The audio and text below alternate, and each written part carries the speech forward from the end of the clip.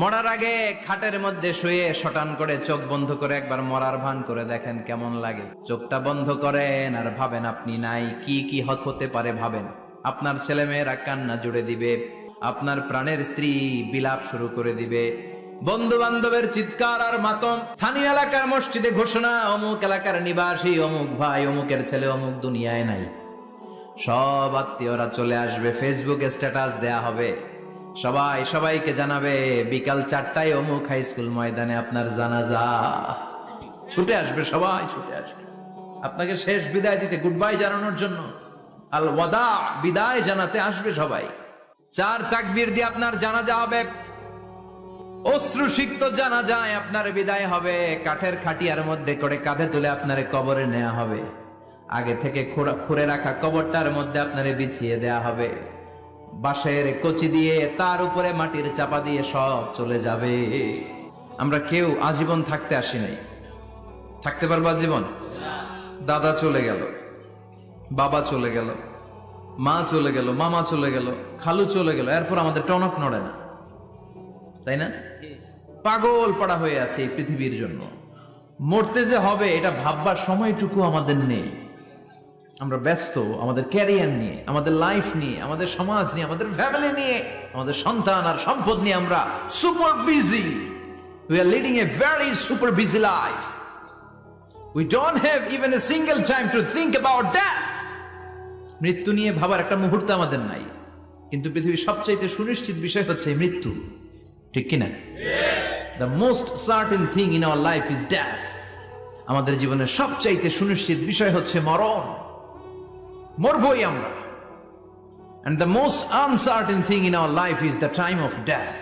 আর আমাদের জীবনের সবচেয়ে অনিশ্চিত বিষয় হচ্ছে মৃত্যুর সময়। আমরা জানি না মরবো, যে এটা জানি, জানেন না? কিন্তু কখন মরবো এটা জানি। এই সূরাটা আপনারে এই জিনিসটা জানান দিতে এসেছে যে দুনিয়ার সম্পদ, লোভ, লালসা এগুলো নিয়ে পড়ে থেকো না। এই যে আমাদের ফ্যামিলি, আমাদের বাচ্চা কাচ্চা, আমাদের এত টাকা পয়সার হিসেব, মাস শেষে বাড়ি ভাড়া, গ্যাসের বিল, এটা সেটা, আপনি কি মনে করছেন যে আপনি চলে গেলে এগুলো থেমে থাকবে? কিছুই থেমে থাকবে না, সব চলবে আগের মতো, থাকবেন না আপনি। এজন্য শাহাদাত ফয়সাল ওনার ফেসবুকে সর্বশেষে লিখে গিয়েছিল, আমি হীন দুনিয়া, মানে এমন দুনিয়া যেটাতে আমি নাই। সব চলে, সকাল গড়িয়ে বিকেল হয়, শীত শেষে গ্রীষ্ম আসে, দিন শেষে রাত নামে, সব চলে, নাই শুধু আমি। চিল্লায় বলেন ঠিক কিনা? তো এজন্য এগুলি একটু ভাবেন। অনেক ব্যস্ত আমরা, এই দুনিয়ার পুরো জীবনটা এটা হচ্ছে লালসাময় একটা জীবন, লোভ, মরিচিকা, মায়াজাল।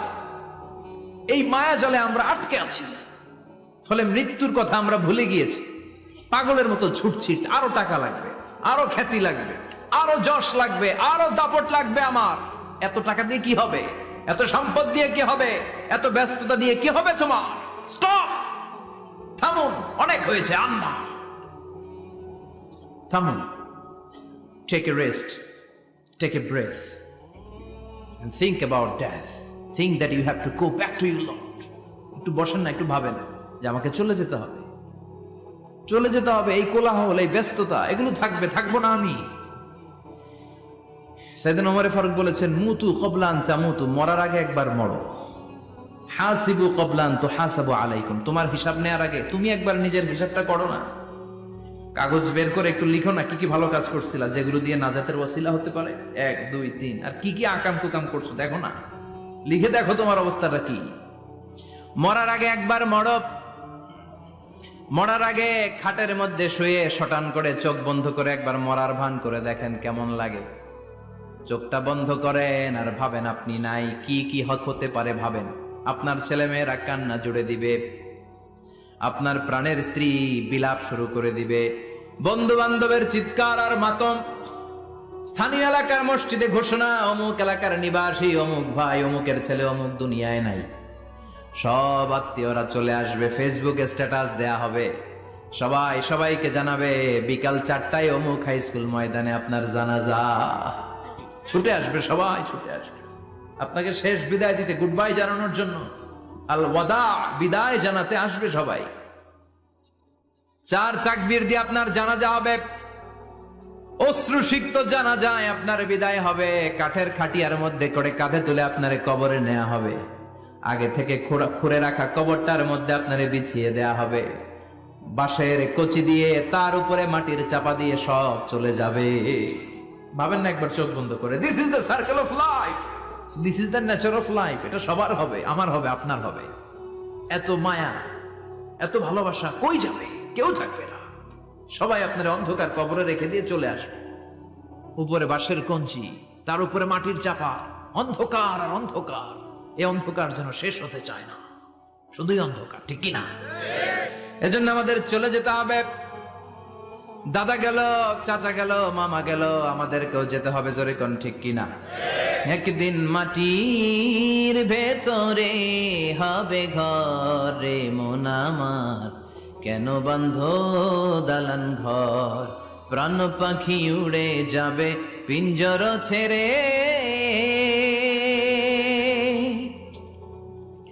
ধরা ধামে সবই রবে, তুমি যাবে চলে, বন্ধু বান্ধব যত, মাতা পিতা দ্বারা সুত, সবই হবে তোমার পরে মন আমার, কেন বান্ধ দালান ঘর, একদিন মাটির ভেতরে হবে ঘর রে মন আমার, কেন বান্ধ দালান ঘর, ঠিক কিনা? সব করে থাকবে, চলে যেতে হবে আমাদেরকে। এজন্য আখিরাতের কথা যেন আমাদের স্মরণ হয়। বিশ্বনবী বলতেন, নাহাইতুকুমান জিয়ারাতিল কবুর, আমি তোমাদেরকে কবর জিয়ারত করতে আগে নিষেধ করতাম, কিন্তু এখন নিষেধাজ্ঞা প্রত্যাহার করে নিলাম। এখন সব সময় তোমরা কবরের সামনে যাবা আর জিয়ারত করবা। কবরস্থানে জানতো বড়ুয়া কৃষ্ণপুরের এই গ্রামের কবরস্থান আছে কোন দিকে? পূর্ব দিকে আছে, গোখরার জলের ওদিকে। যান আপনারা, একটু যাবেন, একটু গেলে আখিরাতের কথাটা স্মরণ হবে। ওখানে ছোট শিশুরা শুয়ে আছে, কিশোর যুবকরা আছে, আপনার মতো তাগড়া যুবক, মুরব্বীরা আছে।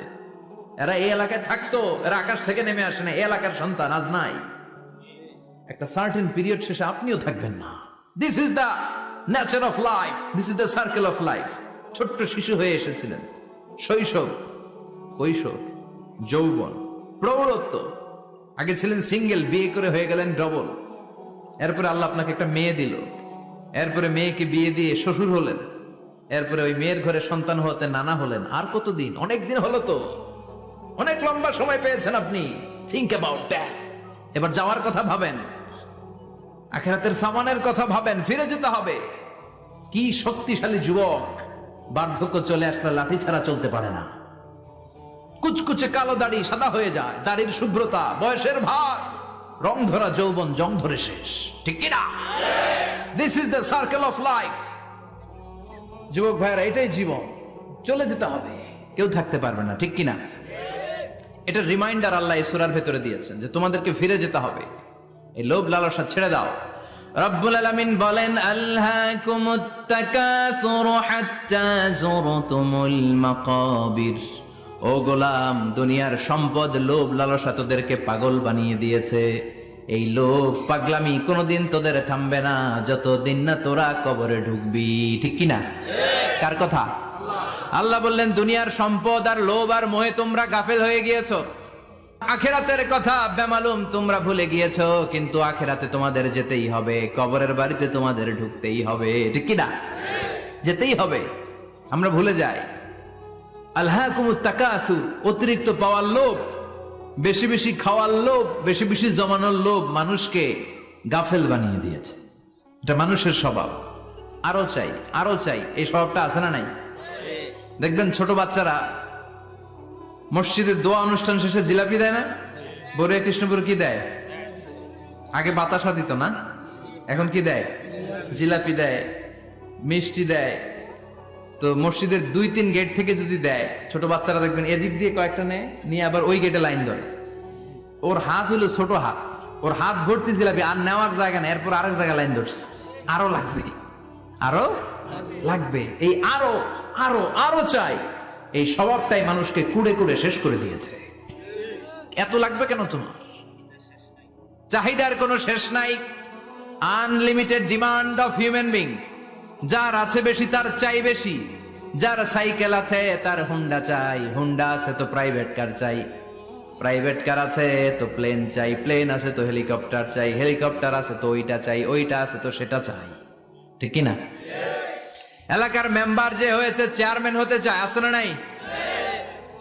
চেয়ারম্যান সাহেব এমপি হতে চায়, আছে না নাই? এমপি সাহেব মন্ত্রী হতে চায়, আছে না নাই? মন্ত্রী সাহেব প্রধানমন্ত্রী হতে চায়, আছে না নাই? কিন্তু এই দেশে সুযোগ নাই। কথা কন, 2-3 জনের বাইরে কেউ প্রধানমন্ত্রী হইতে পারবি না, ঠিক কি না? আমার এই জীবনে তো আমি 2-3 জনই দেখলাম। বেগম খালেদা জিয়া, মাননীয় প্রধানমন্ত্রী শেখ হাসিনার ছোট্টবেলা দেখেছি এরশাদকে, আমরা তখন ছোট। তো মানুষের চাহিদার কোনো শেষ নাই, যার আছে বেশি তার চাই বেশি। এজন্য বিষ্ণু বলেছেন, উনজুরু ইলা মান হুয়া আসফালা মিন, তোমার চেয়ে যে খারাপ আছে ওর দিকে তাকাও। ওয়ালা তানজুর মান হুয়া আ'লা মিন, তোমার চেয়ে যে ভালো আছে ওর দিকে তাকায়ও না, তোমার চেয়ে যে খারাপ অবস্থানে আছে ওর দিকে তাকাও। অনেকে নিজের অবস্থান নিয়ে সুখী না, এরকম আছে না নাই? আল্লাহ আমার এটা দিল না রে, ওইটা দিল না রে, পাইলাম না রে, কিচ্ছু হয় না, কি করব জীবন, হতাশ। আসলে আছে কিন্তু অনেক, কিন্তু শুকরিয়া নাই, ডাকাত, ঠিক কি না? নিজের অবস্থান নিয়ে সুখী না, কিন্তু অনেক লোক আছে তারা আপনার অবস্থানে পৌঁছতে চায়। তাদের দিকে তাকিয়ে দেখেন, আপনি যে অবস্থানে আছেন এই অবস্থানে পৌঁছাটা অনেকের কাছে স্বপ্ন। তারা প্রতিনিয়ত সংগ্রাম আর স্ট্রাগল করে যাচ্ছে আপনার অবস্থানে পৌঁছতে, আর আপনি এটা নিয়ে সন্তুষ্ট না। শেখ সাদির নাম শুনেছেন? বালাগাল উলা কাশাফাদ দুজা, এই কবিতাটার রচয়িতা ইরানের বিখ্যাত এক কবি। উনি একবার আর্থিক সমস্যার মধ্যে দিয়ে সময় কাটাচ্ছেন, টাকা নাই, পয়সা নাই, পায়ে দেওয়ার মতো জুতা নাই। উনি খুব দুঃখ পেলেন, হায় রে, আমি ইরানের এত বড় কবি, আমার পায়ে দেওয়ার মতো জুতা নাই। দুঃখ ভরা মন নিয়ে রাস্তায় হাঁটতে বেরোলেন। হাঁটতে হাঁটতে হঠাৎ দেখলেন একটা লোক শুয়ে শুয়ে কাঁদছে, ওই লোকটার 2টা পাই নাই, পাই নাই। উনি সেজদায় পড়ে গেলেন, আল্লাহর কাছে ক্ষমা চাইলেন, আল্লাহ অনেক দিয়েছো, শুকর আলহামদুলিল্লাহ। এজন্য যেই পরিস্থিতিতেই থাকি না কেন আমরা কি পড়বো? জোরে বলেন, কি পড়বো? এজন্য আল কানাতু মিনাল ইসলাম, অল্পে তুষ্ট থাকার নাম হলো ইসলাম। সম্পদ লাগবে কিন্তু সম্পদের পাহাড় লাগবে না, ঠিক কি না? অল্প খান, অল্প পড়েন, অল্প জামান, অল্পের ভেতরে বরকত ঢুকাইয়া দিছে কে? দেখবেন যাদের সম্পদ অল্প তারা সুখী বেশি। জরিপে এটা দেখা গিয়েছে, অনেক সার্ভেতে এটা এসেছে, যারা সম্পদশালী এরা দুঃখী বেশি, এদের দুঃখ বেশি, টেনশন বেশি। খুব স্বাভাবিক, টাকা যার বেশি রোগ তার বেশি, টাকা যার বেশি টেনশন তার বেশি, টাকা যার বেশি ঘরে শান্তি তার কম, আছে না নাই? ঘরের ভেতরে অশান্তি, ছেলে কথা শোনে না, ছেলে টানে গাঞ্জা, মেয়ে করে পরকিয়া, আছে না নাই? স্ত্রী কথা শোনে না, ভালোবাসা নাই, ঘরটা জাহান্নামের টুকরা। রোগ বালাই, এক একটা হসপিটাল বিল পরিশোধ করতে মাসে 5 লাখ 10 লাখ, আছে না নাই? কিছু খেতে পারে না, ডাক্তার একেবারে ডায়েট মেনু বেঁধে দিয়েছে, ডায়েট, ভেরি ডায়েট মেনু, এটা এটা এটা এটা কিছুই খাবেন না, শুধু গরু খাবেন না, খাসি খাবেন না, চিংড়ি খাবেন না, খালি ঘাস খাবেন, ইচ্ছে মতো ঘাস খাবেন, মানে ঘাস জাতীয় যত আইটেম আছে সব খাবেন, শাক খাবেন, সবজি খাবেন, সালাদ খাবেন, গরু, চিংড়ি, মুরগি, গোশত, ইলিশ কিছু খেতে পারে না। তাহলে রোগ বেশি, খাওয়ার মজা নাই, ঘরে সাংসারিক শান্তি নাই, খালি ব্যারাম আর ব্যারাম, ঠিক কিনা? কিন্তু সম্পদের পাহাড় ঘটেছে। আর অল্প যারা খায়, অল্প পড়ে, রিক্সাওয়ালা, কুলিওয়ালা, অল্প বেতনের চাকরি, কিন্তু হক হালালি মেনে চলে, দেখবেন শান্তি আছে অনেক। হ্যাঁ, বাসা ভাড়া দেয়, ফ্যামিলি চালায়, বাচ্চাদের স্কুল বিল, এরপরও মাস শেষে 1-2 হাজার টাকা হাতে থেকে যায়। আর ওর প্রতি মাসে 10 কোটি টাকা ইনকাম, তারপরও ব্যাংকের ঋণ আছে না নাই? সুখ কারে বলে? কিভাবে আপনি সুখকে ডিফাইন করবেন? সুখ তো টাকাই কিনা যায় না, শান্তি টাকা দিয়ে হয় না, শান্তি দেওয়ার মালিক কে? আল্লাহ। শান্তি আছে অল্প খেয়ে শুকর করার মধ্যে, শান্তি আছে আলহামদুলিল্লাহর মধ্যে, চিল্লায় বলেন ঠিক কিনা? এজন্য অল্প খাবো, অল্প পড়বো, অল্প জামাবো, অল্পের ভেতরে বরকত দিয়েছে কে? আল্লাহ। দেখেন ধনী ভাইরা খেতে পারে না, কিন্তু রিকশালার কি সমস্যা হয়? রিকশালারা সব খেতে পারে, কুলিওয়ালা, দিন মজুর, এরা একেবারে স্লিম, সুঠাম দেহি, মেদহীন পেট, পেটে কোনো মেদ নাই, ভুড়ি নাই। আর কোটিপতিদের মেদ আছে না নাই? এত বড় বড় পেট, ঠিক কিনা? আমাদেরও পেট আছে, তবে হালাল পেট, এটা হারাম টাকা দিয়ে এই ভুড়ি বানাই নাই আমরা, চিল্লায় বলেন ঠিক কিনা? রিকশাওয়ালা, কুলিওয়ালা, নিজেও নামাজ পড়ে, বউও নামাজ পড়ে, বাচ্চাটাও নামাজ পড়ে, রিকশা চালায় আর জিকির করে লা ইলাহা ইল্লাল্লাহ। ওর যেখানে রাইত ওইখানেই, ওর মাথা বিছনায় লাগতে দেরি, ওর ঘুম আসতে দেরি হয়, ওর ঘুমে নাকের ডাকের আওয়াজে ট্রাকের ইঞ্জিনও ফেল। সুবহানাল্লাহ পড়েন। এজন্য অনেক বেশি সম্পদের পাহাড় করা লাগবে, এই চিন্তা যেন আমাদের মাথায় না আসে। চিল্লায় বলেন ঠিক কিনা? এজন্য রব্বুল আলামিন বলেন আলহাকুমুত তাকাসুরু হাত্তা যুরতুমুল মাকাবির। বেশি বেশি সম্পদ উপার্জনের আকাঙ্ক্ষা তোমাদেরকে আখিরাত থেকে গাফেল বানিয়েছে। এই গাফলতি কশিন কালেও তোমাদের কমবে না যতক্ষণ না তোমরা কবরে ঢুকবা। হাত্তা যুরতুমুল মাকাবির, মাকবারাতুনের প্লুরাল মাকাবির, যতক্ষণ না কবরে না ঢুকবা, কবরস্থান তোমার আবাসস্থল না হবে, ততক্ষণ পর্যন্ত এই চাই চাই মানসিকতা কমবে। মানুষের স্বভাব হলো আরো চাই, আরো চাই, আরো চাই করে ফকিরেরা। কারা? আল্লাহ বললেন তোরা সব ফকিরনি, তোরা কি? ইয়া আইয়ুহান নাসু আনতুমুল ফুকারাউ ইলাল্লাহ ওয়াল্লাহু হুয়াল গানিয়ুল হামিদ। সুবহানাল্লাহ পড়েন। আল্লাহ ডেকে বললেন গোলাম আনতুমুল ফুকারা ইলাল্লাহ, তোমরা সবাই ফকির, ধনী হলো একজন, তিনি কে? আল্লাহ শুধু ধনী, আর মানুষের স্বভাব হচ্ছে আরো চাই, আরো চাই। ওর 2 তলা বিল্ডিং, আমার 3 তলা লাগবে, ওর 2টা গাড়ি আছে, আমার 3টা লাগবে, আছে না নাই? কিয়ামতের আগে এমন কিছু লোক যাদের গায়ে দেওয়ার মতো জামা ছিল না, পায়ে দেওয়ার মতো জুতা ছিল না, পেটে দেওয়ার মতো খাবার ছিল না, সমাজের কেউ তাদেরকে চিনত না, হঠাৎ করে এই লোকগুলো ধনী হয়ে যাবে। and they will start to construct, they will compete to construct high rises building in the cities. শহরে গ্রামে এরা বড় বড় বিল্ডিং বানানো শুরু করবে। এই উঁচা উঁচা বিল্ডিং আমাদের সমাজে আছে না নাই?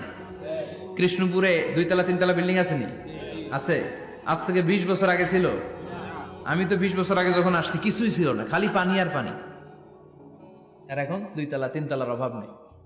এই যে বিল্ডিং বানানোর প্রতিযোগিতা, কুমিল্লা শহরে আজ থেকে 20-25 বছর আগে 5 তলা 6 তলা একটা বিল্ডিং ছিল না, এখন 10 তলা 20 তলা আছে না নাই? ঢাকায় আজ থেকে 20 বছর আগে 10 তলা বিল্ডিং খুঁজে পাইতেন আপনি? নাই। গোটা বিশ্বব্যাপী এখন টাওয়ার বানানোর প্রতিযোগিতা। বিশ্বনবী বললেন এদের কোনো টাকা ছিল না। পৃথিবীর সবচেয়ে বড় টাওয়ার এখন আরব দেশে, এদের কোনো টাকা ছিল না। আরব দেশের সৌদি আরব, কাতার, কুয়েত, বাহরাইন এখন স্বর্ণ আর তেলের খনি পেয়ে আল্লাহরে ভুলে যায়। এদের খাওয়ার মতো কিছু ছিল না। এদেরকে আমার দাদারে শুনতাম বলতো কাবলিওয়ালা, বলতো কি বলতো? এদেশে আসতো জায়নামাজ, তসবি ছড়া, খেজুর টেজুর বিক্রি করার জন্য। এরা জেলে পাড়ার লোক ছিল। আরব সাগরের তীরবর্তী এলাকার মানুষ, সাগরের মাছ মেরে এরা জীবন ধারণ করতো। আল্লাহ এদেরকে তেলের খনি দিলেন, গ্যাসের খনি দিলেন, এখন তারা বড় বড় টাওয়ার বানায়, আছে না নাই? বুর্জ আল খলিফা, কি উঁচা বিল্ডিং, 828 মিটার উঁচু। জেদ্দা আছে 1000 মিটার উঁচু কিংডম টাওয়ার। তাইওয়ানে আছে তাইপেডাং টাওয়ার 101 তলা। মালয়েশিয়া আছে পেট্রোনাস টুইন টাওয়ার 88 তলা। চায়নাতে আছে সাংহাই টাওয়ার, একটার পর একটা টাওয়ার। প্রতি বছর অ্যানাউন্স করতেছে যে ওদেরটা আছে আমাদেরটা বড় বানাও। কাতার কয় ওরা বানাইলে আমরা পারবো না কেন, আমরা বানাবো আরো বড়, আছে না নাই? শাগালাত কুমুত তাকাসুর, যে আরো লাগবে, আরো বড় হতে হবে, এই টেন্ডেন্সি মানুষকে আখিরাত থেকে একেবারে গাফেল বানিয়ে দিয়েছে। চিল্লায় বলেন ঠিক কিনা? টাকার পাহাড় বানাতে চায়, দরকার থাকলেও চায়, না দরকার থাকলেও চায়। বর্তমান পৃথিবীর সবচেয়ে ধনী লোকটার নাম জানেন? কি নাম? হ্যাঁ, বিল গেটস। ওর যে কত টাকা ও নিজেও জানে না। ওর পকেট থেকে যদি $100 একটা বান্ডিল পড়ে যায়, এটা তুলতে ওর যত সময় লাগবে, ও না তুলে যদি হেঁটে যে আইডিয়া নিয়ে হাঁটতেছিল ওইটা নিয়ে হাঁটে, ওদিকে আরো বেশি ইনকাম হয়ে যাবে। এত টাকা তার, এটা তোলার সময় তো তার নাই। ওয়ারেন বাফেট নাম শুনছেন? হাজার হাজার কোটি ডলারের মালিক। তার মানে আছে যার বেশি চায় তত বেশি। চিৎকার করে বলেন ঠিক কিনা? এজন্য আল্লাহ বললেন আলহাকুমুত তাকাসুরু হাত্তা যুরতুমুল মাকাবির। দুনিয়ার লোভ তোমাদেরকে আখিরাত থেকে গাফেল বানিয়ে দিয়েছে। দুনিয়ার লোভ লালসার মধ্যে পড়ে আখিরাতকে বেমালুম তোমরা ভুলে গিয়েছো। এই গাফলতি কোনোদিন কমবে না যতদিন না তোমরা কবরে ঢুকো, ঠিক কি না? সম্পদ উপার্জনে ইসলাম বাধা দেয় না, কিন্তু সম্পদ হৃদয়ে স্থান দেয়া যাবে না। সম্পদ উপার্জন করতে হবে, খরচ করে ফেলতে হবে। বেশি সম্পদশালী হতে হলে আল্লাহর সন্তুষ্টির জন্য যাকাত দিতে হবে। কে দিতে হবে? দে জাকাত তোরা দে রে জাকাত, তোর দিল খুলবে পরে আগে খোলো খাত। দে জাকাত তোরা দে রে জাকাত। ঠিক কিনা? দিল পরে খুলবে, আগে হাত খোলেন। হাত খুললে দেখবেন দিলটারে খুলে দিয়েছে কে? সাইয়েদনা মুসা আলাইহিস সালামের জামানায় ওনার চাচাতো ভাই ছিল মিশরের সবচাইতে বড় ধনী, যাকাত দেয় নাই। তার কি করুণ পরিণতি হয়েছে কোরআনে আছে না নাই? এত সম্পদ ছিল, তার সম্পদগুলো সে সিন্ধুকে আটকে রাখতো। আর এই সিন্ধুকের চাবিগুলো আলগানোর জন্য, কাঁধে নেওয়ার জন্য 10 জন লোক লাগতো। সিন্ধুক কাঁধে নেওয়ার জন্য, সিন্ধুকের চাবির গোছা কাঁধে নেওয়ার জন্য কয়জন? তাহলে কি পরিমাণ সম্পদ ছিল? সাইয়েদনা মুসা বললেন, সম্পদের মালিক তুই হস নাই, আল্লাহ বানাইছে। কারণ বলে ইন্নামা উতিতুহু আলা ইলমিন ইনদি, আল্লাহ আমারে সম্পদ দেয় নাই, আমি আমার মেধা খাটিয়ে সম্পদ বানিয়েছি। যাকাত আমি দিব না। মুসা বললেন তাহলে আযাবে পড়বি, কারণ কই পারলে আযাব আন, পারলে আযাব আন। আল্লাহ বললেন ফাখাসাফনা বিহি ওয়া বিদারহিল আরদ, ও মুসা নিরাপদ দূরত্বে চলে যাও, এখনই ভয়ঙ্কর ভূমিকম্প হবে, আযাব দেব। কারণ সহ কারণের সব সম্পদ আমি জমিনের ভেতরে ঢুকায়া দেব। আমি নিজে কারণের বাড়ি দেখে এসেছি। মিশরের রাজধানী কায়রো থেকে প্রায় 150 কিলো দূর একটা জেলা আছে, ফায়ুম জেলা। ওইখানে কারুনকে আল্লাহ তার সব সম্পত্তি সহ মাটিতে দাবিয়ে দিয়েছেন। দাবাতে দাবাতে হাঁটু পর্যন্ত যখন কারুন জমিনে দেবে যায়, ভাবছে উঠে যাবে। কোমর পর্যন্ত যখন মাটির মধ্যে দেবে যায়, ভাবছে উঠতে পারবে। গলা পর্যন্ত যখন দেবে যায়, হাত তুইলা কয় আমি ঈমান আনলাম। ও মুসা, সব সম্পদ তোর আর তোর আল্লাহর লইয়া যা, খালি আমারে বাঁচা, আমারে। সব গাদ্দারদের একই পরিণতি। ফেরাউনরেও যখন আল্লাহ লোহিত সাগরে পানি খাওয়াতে খাওয়াতে পেটটা এত বড়, হাত তুলা কয় আনা মিনাল মুসলিমিন, আমি মুসলমান, আমি ভালো মানুষ। আল্লাহর কোরআন সাক্ষী, সে বলেছে আনা মিনাল বনি ইসরাইলরা যে আল্লাহরে মানে, আমিও তারে মানি, আমিও আল্লাহর দলের একনিষ্ঠ কর্মী। আর পানি খাইতে পারি না, আল্লাহ বাঁচাও। আল্লাহ কয় আরো খা। শেষ, ফেরাউন শেষ, নমরুদ শেষ, কারুন শেষ। পুরো সম্পদ সহ আল্লাহ কারুনকে জামিনের ভেতরে দাবিয়ে দিলেন। এজন্য সম্পদ যাদের বেশি, যাকাত দেওয়ার দরকার আছে না নাই? দারিদ্রতা বিমোচনের জন্য যাকাত দিবেন। যাকাতের শাড়ি লুঙ্গি এইভাবে না, অনেকে কিন্তু দেয় জাকাতের শাড়ি, জাকাতের লুঙ্গি, জাকাতের গামছা, এরকম ডাকাইত আছে না নাই? বাংলাদেশে এমনও হয়েছে জাকাতের শাড়ি দিবে বলে সে পত্রিকায় নিউজ করেছে, আর ওই শাড়ি আনার জন্য শাড়ি দিবে 5000, মানুষ এসেছে 5 লক্ষ। পদপৃষ্ঠ হয়ে 11 জন নারী এক জায়গায় মারা গিয়েছে। কিয়ামতের দিন আল্লাহ বিচারের কাঠগড়ায় এই বিজনেস ম্যাগনেটকে দাঁড়িয়ে সেদিন জিজ্ঞাসা করবে যে কেন তুই এদেরকে কষ্ট দিয়েছিলি? চিল্লা এখন ঠিক কিনা? এদের মৃত্যুর দায়ভার এই শিল্পপতি এড়াতে পারবে না। যাকাতের শাড়ি, যাকাতের লুঙ্গি বিতরণের জন্য আল্লাহ তোমারে ধনী বানায় নাই। ধনীদের দায়িত্ব হলো গরিবের হাতে সম্পদ পৌঁছে দেয়া। ওফি আমওয়ালিহিম হাক্কুন লিসাইলি ওয়াল মাহরুম। গরিব আমার কাছ থেকে সম্পদ আর যাকাত নিয়ে সে আমার প্রতি করুণা করেছে, আমি যাকাত দেই বলে আমি কোনো দয়া দেখাই নাই। কথা বুঝতে পেরেছেন? আইডিয়াটা ক্লিয়ার করে নেন। যাকাত দেয়া আমার জন্য কি? কথা বলেন, ফরজ। আর যে যাকাত নেয় তার জন্য যাকাত খাওয়া কি ফরজ? আমি গরিব মানুষ, আমি যাকাত খাবো না, না খাইয়া থাকুম, রোজা রাখুন। কথা কন, আমার যে যাকাত নেওয়া লাগবে এমন কোনো কথা নেই, কিন্তু আমি যে ধনী আমার দিতেই হবে, এটা ফরজ। তার মানে আমি দিয়ে আমি দয়া করি নাই, ও নিয়ে আমারে বাঁচাইয়া দয়া করে গেছে। চিৎকার করে বলো ঠিক কিনা? ইসলাম বলে রাস্তার এক পাশে 5 তলা আর এক পাশে গাছতলা, এটার নাম ইসলাম না। খেটে খাওয়া মানুষ, সুবিধা বঞ্চিত মানুষদের দ্বারে যে তুমি যাকাতের টাকা পৌঁছে দাও। যাকাতকে ফরজ করা হয়েছে দারিদ্রতা বিমোচনের জন্য। আপনি শাড়ি লুঙ্গি দিলে কি হবে? ওরে শাড়ি দিচ্ছেন দুপুরে, রাত্রেবেলা ও আরেক জায়গায় লাইন ধরে আছে, বিরিয়ানির প্যাকেট দিতেছে ওইখানে। কথা কোন, সারাটা বছর ও যাকাতের টাকা নেবে, ওর কিচ্ছু হবে না। ওমরে ফারুক বলতেন এমন ভাবে যাকাত দাও যাতে করে যাকে যাকাত দিয়েছে জীবনে কোনোদিন সেজন্য আর কারো কাছে যে হাত পেতে যাকাতের জন্য দাঁড়িয়ে না থাকে। এই বিধানটা কার? এজন্য আল্লাহ বললেন আলহাকুমুত তাকাসুরু হাত্তা যুরতুমুল মাকাবির। দুনিয়ার লোভ লালসা তোমাদের কমবে না যতদিন না তোমরা কবরে ঢুকো। কার কথা? চিল্লায় বলেন কার? এজন্য দুনিয়ার প্রতি যে আমাদের লোভ, এটা কি বাড়াইতে হবে না কমাইতে হবে? এই দুনিয়ার জীবন এটা ক্ষণিকের।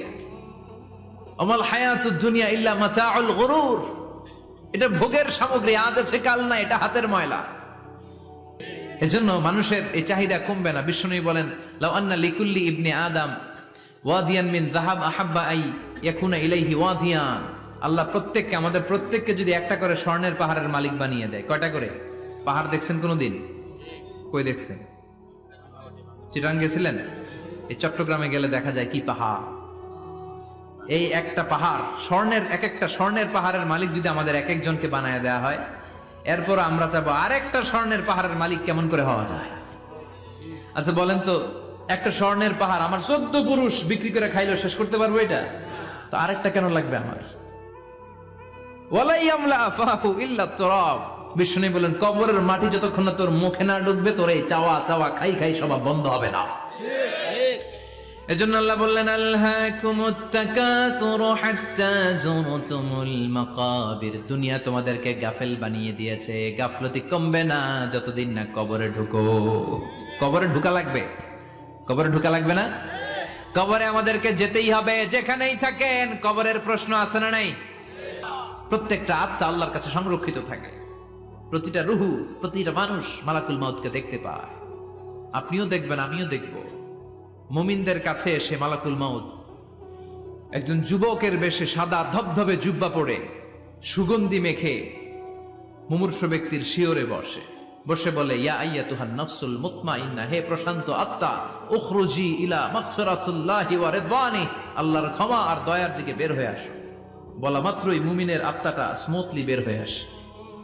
কাফান মিন আকফানিল জান্নাহ, হানুত মিন হানুতিল জান্নাহ, জান্নাত থেকে আনা সুগন্ধি কাফনের মধ্যে পেঁচিয়ে তিনি রূহটাকে নিয়ে ইল্লিনে চলে যায়। সরাসরি দেখে মালাকুল মাউতকে। আর যারা ইসলাম বিরোধী, কোরআন বিরোধী, তাদের সামনে এসে মালাকুল মাউত ত্রাস সৃষ্টি করে। আগে ধমক। হাইওয়েতে মাঝে মাঝে ডাকাতি হয় না? বাসগুলোর মধ্যে যখন ডাকাতি হয়, বাসে থাকে 50 জন, ডাকাত ঢুকে 5 জন। এই 5 জনের ভয়ে সবগুলো পেশাব করে দেয়, কারণ ত্রাস সৃষ্টি করে। এসেই চাইনিজ কুড়াল দিয়ে আগে কুবায় দেয় 4-5 জনের। রক্ত দেখে কি দেওয়ার সব আগে রেডি করে রাখে। মালাকুল মাউত এসে কাফের, নাস্তিক, মুশরিকদের সামনে সেরকম একটা ত্রাস সৃষ্টি করে। ভয়ে লোকটা কাঁপতে থাকে। ওর কাছে ভদ্র ভাষায় কথা বলে না, সুন্দর জামা পরে আসে না, কালো কুচকুচে চেহারা, ভয়ঙ্কর একটা রূপ নিয়ে, আকৃতি নিয়ে ইসলাম বিরোধীদের মাথার সামনে আসে। দুর্গন্ধযুক্ত চেহারার দেহ নিয়ে ধমক দিয়ে বলে, ও পাপাত্তা, ইয়া আইয়াতুহান নাফসুল খাবিসা উখরুজি ইলা গাদাবিল্লাহ, হে পাপাত্তা, আল্লাহর রাগ, ক্রোধ আর গজবের দিকে বের হয়ে আয়। মুমিনের আত্মা বলার সাথে সাথে যেমনি মুমিনের দেহ থেকে বের হয়ে জান্নাতি কাফনের ভেতরে ঢুকে, কাফেরদের আত্মাও কি এরকম তাড়াতাড়ি বেরোতে চায় নাকি? কাফেরদের আত্মা বেরোতে চায় না। ডানে দৌড়, বায়ে দৌড়, সামনে দৌড়, পেছনে দৌড়, আহা, দৌড়াদৌড়ি করে। মালাকুল মাউত এটাকে টেনে হিচড়ে, একটা জীবিত ছাগলকে জবেহ না করে, জবাই না করে, তার চামড়া উল্টা দিকে টেনে হিচড়ে বের করলে ছাগলটা যত কষ্ট পায়, এর চেয়ে কমসে কম 70 গুণ বেশি কষ্ট দিয়ে কাফের, মুশরিক আর গাদ্দারদের রূহ কবজ করা হয়। আল্লাহ, এই পরিস্থিতি থেকে তুমি আমাদের বাঁচাও। মুমিনদের রূহ যেমনি কবজ হয়, ওইভাবে রূহ কবজের ব্যবস্থা করে দিও। ইমানের মৃত্যু নসিব করে দিও, শাহিদি মৃত্যু নসিব করে দিও। আমাকে শহীদ করে সেই মিছিলে শামিল করে নিও, যে মিছিলের নেতা মীর হামজা, খোবায়েবে খাব্বাব, আল্লাহর কাছে ছিল অতি প্রিয়, শামিল করে নিও। আমাকে শহীদ করে সেই মিছিলে শামিল করে নিও। পড়েন আমিন। আরো জোরে পড়েন আমিন। তার মানে বিমান দুর্ঘটনায় হোক, কিংবা লঞ্চ ডুবিতে হোক, কিংবা আগুনে পড়ে হোক, কিংবা আত্মঘাতী হামলায় হোক, যে যেখানেই মারা যায়, কবরের 3টা প্রশ্ন তার জন্য আছে না নাই? ইসলাম বিরোধীদের জন্য প্রশ্ন 3টা, আপনারা যারা মুমিন তাদের জন্য 4টা, আপনাদের জন্য একটা বেশি। আলহামদুলিল্লাহ। কোন কবরে এসে প্রথম প্রশ্ন করবে, মুনকার নাকির যখন চলে আসবে, 40 কদম যখন আত্মীয় স্বজনরা লাশটাকে কবরের মধ্যে দিয়ে 40 কদম চলে যায়, তখনই ফেরেশতা চলে আসে। আহা, শেষ, সব শেষ। এসেই পরীক্ষা শুরু। মার রব্বুক, তোর রবের নাম কি? চিল্লায় বলেন, আমাদের রবের নাম কি? আমরা বলবো রব্বি আল্লাহ, আল্লাহ আমারে রব। তোমার দুনিয়াতে আমি যেদিকে তাকাই, অথই নিয়ামাতে ডুবে আছি সবাই। পাখ পাখালির গানে শুনি তাসবিহ কল রব, তাসবিহ কল রব, আল্লাহ আমারে রব। প্রথম প্রশ্ন, তোমার রব কে? আমরা বলবো আমাদের রব আল্লাহ। দ্বিতীয় প্রশ্ন, ওমা দীনু, তোমার ধর্মের নাম কি? আমরা কি বলবো? তৃতীয় প্রশ্ন, বিশ্বনবীর চেহারা দেখিয়ে বলা হবে আতারিফু হাদার রাজুল, এই লোকটারে চিনো নাকি? আমরা বলবো চিনি, আমাদের প্রাণের নবী, ঠিক কি না? চাঁদের চেয়ে সুন্দর তুমি নবী আমার কামলিহি ওয়ালা, দু জাহানের বাদশা তুমি প্যারা নবী সাল্লে আলা, চাঁদের চেয়ে সুন্দর তুমি নবী আমার কামলিহি ওয়ালা, ঠিক কি না? তিনটা প্রশ্নের যথাযথ উত্তর যখন দিয়ে দিলেন, আপনার জন্য অতিরিক্ত আরেকটা প্রশ্ন করা হবে, ওয়ামা ইলমুক, তোমার নলেজ কি? তিনটা প্রশ্নের উত্তর যে তুমি করতে পারলা, কিভাবে পারলা, কেমনে জানলা? নকল করে বলছো নাকি জেনে বুঝে আসছো? নকল হয় না এখন, মনে হয় এগুলো একটু কমছে। একটা সময় ছিল অনেক নকল হইতো। পাঞ্জাবের ভিতরে নকল, পকেটে নকল, টুপির ভিতরে নকল, মৌজার ভিতরেও নকল। এমনকি মেয়েরাও নকল করে পরীক্ষার হলে আসে না নাই? স্কেলের মধ্যে লিখে নিয়ে যায়, হাতের মধ্যে লিখে নিয়ে যায়, ওড়নায় লিখে নিয়ে যায়, কাপড়ে লিখে নিয়ে যায়, আসে না নাই? ফেরেশতারা বলবে নকল করছো নাকি? কেমনে জানলা? তিনটা প্রশ্নের উত্তর তুমি কেমনে বললা? আল্লাহ তোমার রব, ইসলাম তোমার ধর্ম, এই লোকটা বিশ্বনবী, কেমনে চিনলা? আপনাকে তখন বলতে হবে আমি কোরআন থেকে শিখেছি, আমি হাদিস থেকে শিখেছি, আমি ইসলাম জেনে বুঝে মেনেছি, আমি আন্দাজে কোথাও ঘুরি নাই। চিল্লা এখন ঠিক কিনা? আপনাকে বলতে হবে, এজন্য শিখতে হবে, প্রতিনিয়ত ইসলাম সম্পর্কে জানতে হবে, আখের গোছাতে হবে, জীবনটাকে আলোকিত করতে হবে। চিল্লায় বলেন ঠিক কিনা? চারটা প্রশ্নই যখন হয়ে গেল, ফেরেশতারা বলবে আহলান ওয়া সাহলান ওয়া মারহাবান বিক, খোশামদেদ, কংগ্রেচুলেশন, খোশামদেদ, কংগ্রেচুলেশন, সব প্রশ্নের উত্তর তুমি পেরেছো। ফায়ুফসাহু লাহু কবরুহু 70 যিরান, আপনার কবরটারে 70 হাত লম্বা করে দেয়া হবে। ওয়া ইফতাহু লাহু বাবুন ইলাল জান্নাহ, আপনার কবর থেকে জান্নাতের দিকে দরজা খুলে দেয়া হবে। ওয়া ইউলবাসু মিন লিবাসি আহলিল জান্নাহ, জান্নাতের দুইটা রেশমি কাপড়ের পোশাক এনে আপনারে পরিয়ে দেয়া হবে। আর বলা হবে নাম কানাউ মিলা আরুস, ঘুমাও। আল্লাহ আমরাও যেন চারটা প্রশ্নের উত্তর দিয়ে লম্বা একটা ঘুম দিতে পারি, পড়ে না আমিন। ওয়া আম্মাল কাফির ওয়া আহলুশ শিমাল, আর ইসলাম বিরোধী যারা, তাদের সামনে আসবে মালাকান আসওয়াদান আজরাকান, কৃষ্ণ বর্ণের দেহ, নীলাভ বর্ণের দুটো চোখ, গায়ের রং কালো, চোখের রং নীল। দেখতে কেমন লাগে? আলিফ লাইলার ভূতের মতো। কথা কন? গায়ের রং কালো, চোখের রং নীল। ফেরেশতা দুইটা আসবে, এসে ত্রাস সৃষ্টি করবে, এসে বলবে বল তোর রবের নাম কি? মার রব্বুক। মুশরিক, কাফের, নাস্তিক এরা বলবে আমি জানি না আমার রবকে,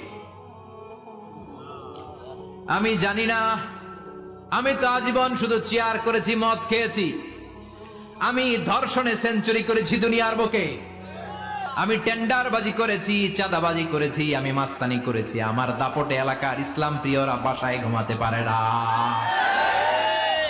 আমি ছিলাম টেন্ডারবাজ, আমি ছিলাম গডফাদার, সন্ত্রাসীদের লিডার, আমি ছিলাম ডন 1 2 3 সব, আমি ছিলাম ডনের ডন, আমি ছিলাম মাস্তান, রংবাজ, রব টপ কি আমি তো জানি না। লাদ্রি লাদ্রি, আমারে জিজ্ঞেস করো না।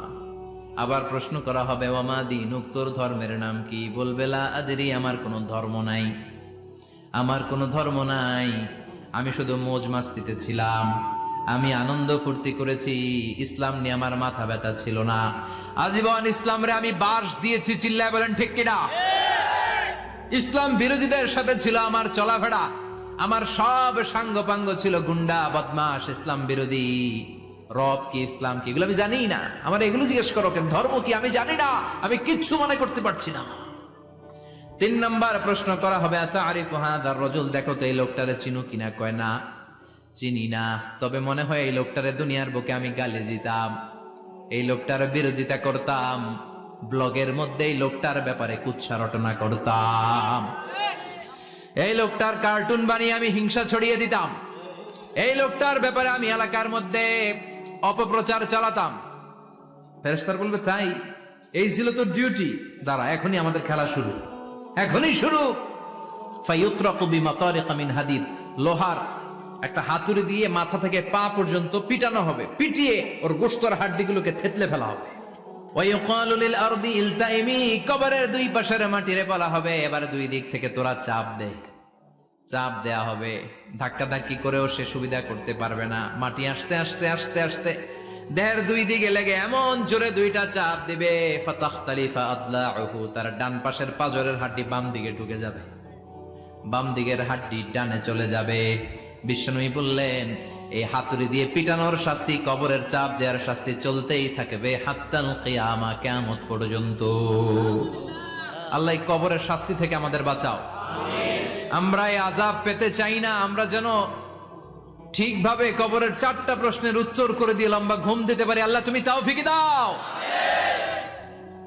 এজন্য আল্লাহ বললেন, গোলাম দুনিয়া নিয়ে পাগল হয়ে থেকো না, এই দুনিয়ার জীবন আসল জীবন নয়, আসল জীবন হলো কবরের জীবন। জোরে বলেন ঠিক কিনা? এই জন্য মাঝে মাঝে কবরে যাবেন, কবরস্থানে দাঁড়িয়ে চিন্তা করবেন এই জায়গায় আমারও আসতে হবে। দিন যাবে, রাত আসবে, বৃষ্টি হবে, শীত আসবে, কেউ আমার দেখতে আসবে না, একা থাকতে হবে, একা, বড় একা, অন্ধকার, বড়ই অন্ধকার। ওই কবরের জীবনের সামান গোছানোর দরকার আছে না নাই? ওই কবরে সুখে শান্তিতে থাকতে চাইলে নামাজ পড়ার দরকার আছে না নাই? কোরআন পড়ার দরকার আছে না নাই? ছেলে মেয়েগুলোরে মানুষের মতো মানুষ করার দরকার আছে না নাই?